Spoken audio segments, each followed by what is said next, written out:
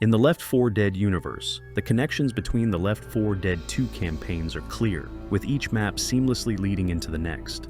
But what about the original Left 4 Dead campaigns? On the surface, they might seem like isolated stories of survival, but what if there's a deeper hidden narrative that ties them all together? In this video, we're diving deep into the connections between the campaigns, uncovering the subtle details and story threads that tie them together. How do the survivors end up in each new location? What hidden clues link these chapters of their struggle? And what does this tell us about the broader world of Left 4 Dead? Grab your health kits and reload your shotguns, because it's time to unravel the mystery behind the original Left 4 Dead campaigns.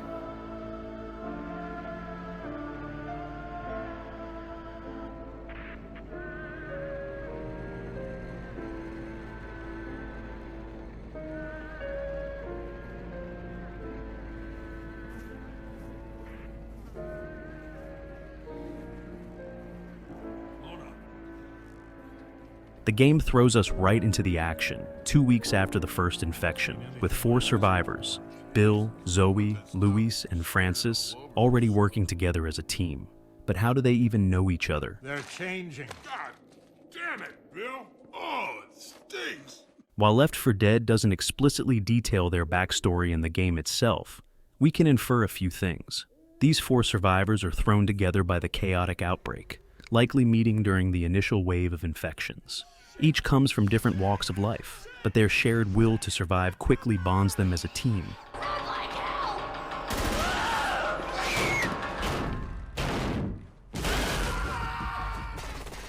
In the game's opening cutscene, we see the survivors making their way through the city. The streets are already filled with infected.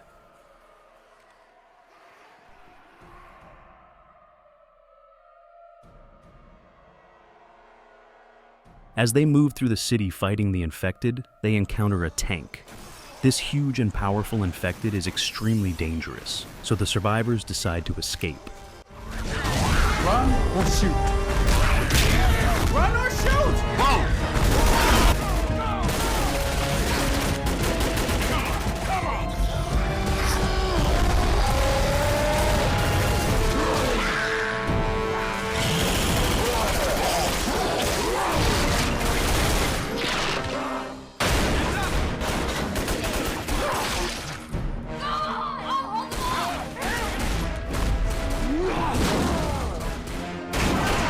They manage to get away by climbing to the roof of a nearby building.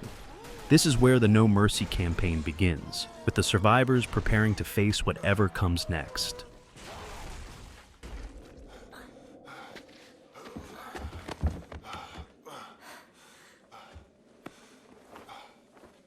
We made it! I can't believe we made it! Son, we just crossed the street. While on the rooftop, the survivors hear from a passing rescue helicopter that they can be evacuated if they make their way to Mercy Hospital. On their trek to safety, they encounter infected-filled apartment buildings, city streets, subway tunnels, and sewers. They discover that Mercy Hospital has been overrun, but that there is still a chance of rescue if they can fight their way to the helicopter landing pad on the roof of the hospital. After making their way through these dangerous areas, they finally reach the Mercy Hospital. They get to the rooftop where they signal the helicopter. Before the helicopter arrives, the survivors are forced to hold their ground on the rooftop. As they wait for rescue, a large horde of infected swarms the building. To survive, they use everything at their disposal, including a powerful minigun mounted on the roof. The survivors work together to fight off the relentless waves of infected. Finally, after a tough battle, the helicopter arrives just in time. The survivors board and manage to escape safely.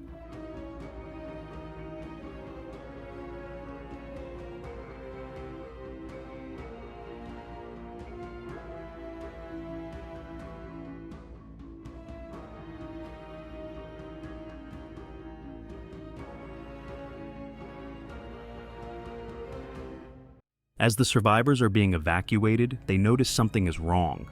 The helicopter pilot turns out to be infected. In a panic, Zoe shoots the infected pilot in mid-flight, and the helicopter crashes in an industrial area outside of the city of Fairfield in Whitney County. The survivors survive the crash and find themselves in this new area, starting the Crash Course campaign. Starting from next to the helicopter crash site, the survivors traverse Fairfield's industrial landscape. Initially, there is no firm clue about their destination until they make reference to a truck depot and discuss the town of Riverside, where a military evacuation center is reported to be. This plan obviously foreshadows and contextualizes the death toll campaign. Eventually, they reach a truck depot, hoping to find a way to escape the infected and move on to safety. At the truck depot, they discover an armored truck mounted on a workshop hoist, which must be lowered before they can board and escape. As they power up the generator, it attracts another horde of infected. The survivors are forced to fight off the attacking zombies while the truck is being lowered. After a tough battle, the armored truck is finally ready. The survivors jump in and escape, driving away from the depot and leaving the infected behind. The survivors drive the armored truck, hoping it will take them to a safe haven, or at least get them further away from the infected zones. But after some distance, the truck runs out of gas, breaks down, or becomes unusable. With no other choice, the survivors are forced to continue on foot. Their journey on foot leads them to a small town, marking the beginning of the death toll campaign. When the death toll campaign begins in the original game, the armored truck is nowhere to be seen. It left players wondering how the survivors got there after Crash Course. However, with the Last Stand update in 2020 for the ported version of the campaign in Left 4 Dead 2, the armored truck was added to the beginning of Death Toll. This update consolidated the connection between Crash Course and Death Toll, making the transition between the campaigns more consistent and clear. With the truck no longer usable, the survivors continue on foot towards the small town of Riverside. They've heard rumors of a military holdout evacuating there and hope it might offer safety. To reach Riverside, they must navigate through a series of dangerous areas, including a traffic tunnel, a drainage sewer, and an abandoned train yard. Each step brings new challenges and threats from the infected. However, like most places they have encountered, Riverside has been overrun by the infected, and the town is largely abandoned. The survivors fight their way through the town, realizing that it's not a safe place to stay. They encounter more signs of the infection's aftermath, including abandoned vehicles, destroyed buildings, and evidence of people trying and failing to survive. As they progress, the survivors make their way to Riverside Park, which leads them toward the river. Their goal becomes clear. They need to find a way to escape the area, and the most logical route is to follow the river. However, they face two possible routes. Canonically, the survivors make their way to a boathouse. There, they discover a radio station and use it to call for help, hoping for a rescue from the relentless hordes. Alternatively, there's a non-canon path where the survivors could have taken a different route. By using a pickup truck, they might end up on a road leading to the start of the Last Stand campaign. But in the official storyline, the survivors stick to the path that leads them to the boathouse, where their next fight for survival begins. There, they use the radio and contact a small fishing boat operated by a rather suspect couple named John and Amanda Slater. John and Amanda Slater seem like they might offer an escape, but their presence raises some questions. Despite their odd demeanor, the survivors have little choice but to trust them for a chance at safety. The survivors prepare to leave Riverside Park by boat, hoping that John and Amanda can safely transport them away from the infected zones. As the boat leaves Riverside Park, the survivors see a city burning in the distance. This city is presumed to be where the Dead Air campaign takes place. The sight of the burning city serves as a stark reminder of the devastation caused by the infection and hints at the challenges the survivors will face in their next journey. By taking the alternative path, the survivors drive through a pickup truck, making their way to an unnamed village. But their journey hits a setback when the truck breaks down. Looks like we're gonna have to walk out of here. I got a bad feeling about this. Ooh, it passed. I think we're gonna be just fine. Come on, let's move. With the truck no longer operational, the survivors are forced to continue on foot. They navigate through the village, encountering barricades and blockades set up in response to the chaos. These obstacles force them to take a detour, leading them away from the village and toward a lighthouse. The detour brings them to the lighthouse, setting the stage for the next part of their journey, concluding that their only hope for rescue is by lighting the long disused lighthouse and hoping that a boat sees them. The survivors light the beacon and must then fight on their own against massive onslaughts of the infected while awaiting rescue. In the original game, the Last Stand was known as an isolated survival map. a grim scenario where all the survivors were destined to die. However, the updated campaign in Left 4 Dead 2 offers a more hopeful outcome. The survivors now have a chance to fight back and escape, turning the tide in their favor. Eventually, a boat spots the beacon and comes to their rescue by the beach at the base of the lighthouse. It's possible that this rescue boat is operated by the same Slater family, who they could have encountered at the boathouse. The survivors board the boat, relieved to have another chance at escaping the infected zones and continuing their fight for survival. As the survivors leave the lighthouse, the boat vanishes in the fog, presumably going towards the same burning city we saw in the background of the Death Toll finale. This site suggests that both the Death Toll and the Last Stand campaigns might eventually lead to the city where the Dead Air campaign takes place. After a short while, John and Amanda Slater drop the survivors off at a dock close to the city of Newburgh. The exact reason for their drop-off remains unclear. It could be that the Slaters are concerned for their own safety, knowing that the survivors are carriers of the virus. With their boat departed, the survivors are left to navigate the new challenges that await them in and around Newburgh. They eventually find a refuge in a greenhouse, hoping it will provide a temporary safe haven from the infected. While inside, they spot a low-flying C-130 aircraft. That plane's headed right for the airport. I say we head there too. This site offers a glimmer of hope that the local airport may still be operating evacuation flights. Thereafter, the campaign has the survivors make their way through Newburgh to Metro International Airport. In order to get to the airport, they must traverse rooftops, apartment buildings, and office cubicles. To continue their journey, the survivors must lower a crane to navigate past the rooftops. This brings them to a construction site where they face new challenges. After overcoming the obstacles at the construction site, they finally reach the airport terminal. Their hope for rescue grows as they make their way to the airfield. However, their hopes are dashed when they witness an aircraft crash right before their eyes, a stark reminder of the chaos and danger that still surrounds them. At the airfield, the survivors are greeted by an airplane pilot who offers them a chance to escape. He tells them they can fly out once the plane finishes refueling. However, the sounds of the refueling attract a horde of infected. The survivors must hold their ground and defend the area against the incoming zombies. After a fierce battle, they manage to clear the area. The plane's ramp opens, allowing them to board and prepare for departure.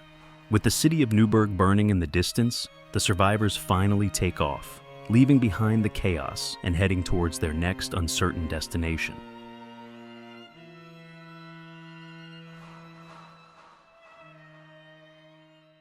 Just when it seemed like there was a glimmer of hope, the survivors face yet another setback. The ongoing infection and the damage sustained by the airplane forced the pilot to make an emergency landing. The plane touches down somewhere in rural Pennsylvania, marking the beginning of yet another struggle for survival. This event leads directly into the Damn It campaign, an unfinished and somewhat mysterious campaign created by the original developers of Left 4 Dead. Though the Damn It campaign was left unfinished by the original developers, the dedicated Left 4 Dead community took it upon themselves to recreate and complete the story. The campaign tells the tale of the survivors as they navigate the aftermath of the plane crash. Stranded in the remote countryside, they must once again fight their way through hordes of infected, searching for any sign of safety. Their journey leads them to a burnt forest, where abandoned buildings are still smoldering from the ground up. As they carefully move through the dangerous terrain, the survivors realize they need to act quickly to escape the spreading fire. Eventually, they come across a pile of logs obstructing their route. To continue, they must use a generator to move the logs, all while remaining alert to the ever-present threat of the infected. With the generator running and the logs slowly shifting, the survivors prepare for whatever comes next, knowing that each step forward brings them closer to safety or into new danger. Continuing their journey, the survivors finally reach a massive dam. The path forward is blocked by a series of gates that must be opened to allow safe passage. One by one, they manage to open the gates, clearing the way to the other side of the dam. But this time, there's no vehicle or transportation waiting for them, only the long, uncertain road ahead. The survivors leave the dam behind, stepping into the unknown as they enter what seems to be a forest, still searching for any sign of safety. This marks the start of the Blood Harvest campaign. After crossing the dam, the survivors take refuge in the forest, seeking a moment of respite. While there, they learn of a nearby military outpost located at a barricaded farmhouse. With renewed purpose, they set off through the forest, following a series of train tracks that lead them toward the outpost. Their hope is that the military might still offer protection or a way out. But as they enter the military-controlled zone, their hopes are dashed once more. The outpost, once a beacon of safety, is now abandoned, leaving the survivors to confront the grim reality that they are once again on their own. With the outpost deserted, the survivors are forced to rethink their next move. As the survivors search the abandoned farmhouse, they come across a radio station inside. Desperate for help, they use it to contact the nearest military base at Millhaven. To their relief, the military responds, instructing the survivors to hold out until an armored personnel carrier can be sent to their location. But before help can arrive, a large horde of infected descends upon the farm. The survivors brace themselves, knowing they'll have to fight back with everything they've got to survive the onslaught. With the infected swarming from all sides, the survivors hold their ground, and they fight to stay alive long enough for the military rescue to reach them. Just as the survivors are on the brink of being overwhelmed, the military armored vehicle arrives. They scramble to board, relief washing over them as they escape the relentless horde. For a brief moment, it seems like their ordeal is finally over. However, their relief is short-lived, as they soon discover that the military command at Millhaven has its own agenda. The survivors are taken to a military base, where they expect to be treated and protected. However, it becomes clear that the military's priorities are not about saving the survivors, but rather about containment and maintaining control over the situation. The military, now realizing that the survivors might be carriers of the infection, even though they are immune, decides that they cannot risk letting them leave. The military's goal is to ensure that no one potentially infected escapes, even if it means killing survivors. The survivors overhear the military discussing the plan to execute them to prevent the possible spread of the infection. This moment is critical as it reveals the true extent of the desperation and ruthlessness of the military in dealing with the outbreak. Realizing they are about to be betrayed and executed, the survivors decide to fight back. They manage to escape the military base, but their trust in any form of authority is shattered. This betrayal is a significant turning point in the story, as it cements the idea that the survivors are truly on their own. They cannot rely on anyone but each other to survive the apocalypse. As the survivors try to escape from the military base, they are met with a chaotic scene. Infected storm the area, creating a deadly environment that makes their escape perilous. In a desperate bid for safety, they board a train, hoping it will carry them away from the chaos and danger that has become their new reality. As the train pulls away, the survivors leave the military territory and the infected turmoil behind. They're once again on the move, their journey far from over, but with a temporary reprieve from the immediate threat. This event marks the beginning of the Sacrifice campaign, the ending campaign meant to conclude the story of the original Left 4 Dead lore. The campaign starts in a train yard, where the survivors, Bill, Zoe, Luis, and Francis, find themselves after escaping from the military betrayal. The survivors pass by numerous boats, and Francis constantly suggests to simply take any of them. But Bill refuses to listen to him and insists on finding a sailboat as to relieve their dependency on fuel. As the survivors continue navigating, they come across a brick factory. Unfortunately, their path is blocked by a stationary train that is stalled in the middle of the tracks. Desperate to clear the obstruction, the survivors attempt to open the door of the train wagon, but what they find inside is far from ordinary. To their horror, they discover a tank trapped inside the wagon. Bill remarks with a touch of bitterness that only the military could manage to trap a tank in such a confined space. With no other choice, the survivors brace themselves for a fierce battle. They know that dealing with the tank will be a crucial challenge if they want to move forward and continue their escape.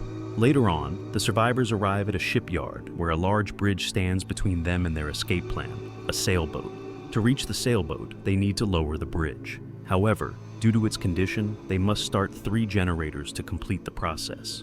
Starting the generators triggers a massive horde of infected, forcing the survivors to fight off the attack while they work.